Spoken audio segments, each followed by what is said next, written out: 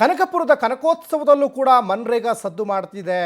Run for NREGA ಹೆಸರಲ್ಲಿ marathon ಸ್ಪರ್ಧೆ, ನರೇಗಾ ಉಳಿಸಿ ಗ್ರಾಮೀಣ ಬದುಕನ್ನು ರಕ್ಷಿಸಿ ಅನ್ನುವಂತಹ ಥೀಮ್ನಡಿ 5 ಕಿಲೋಮೀಟ್ರು ಮ್ಯಾರಥಾನ್ಗೆ ಮಾಜಿ ಸಂಸದ ಡಿ.ಕೆ. ಸುರೇಶ್ ಚಾಲನೆಯನ್ನು ಕೊಟ್ಟರು.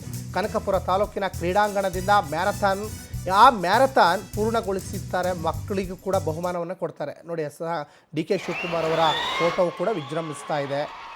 ಇನ್ನು ಸಾಕಷ್ಟು ಜನ ಅಭಿಮಾನಿಗಳು, ಕಾರ್ಯಕರ್ತರು ಎಲ್ಲರೂ ಕೂಡ ಕನಕೋತ್ಸವದಲ್ಲಿ ಭಾಗಿಯಾಗಿರುವಂಥದ್ದು ಕೂಡ ಗಮನಿಸ್ತಾ ಇದ್ದೀರಾ.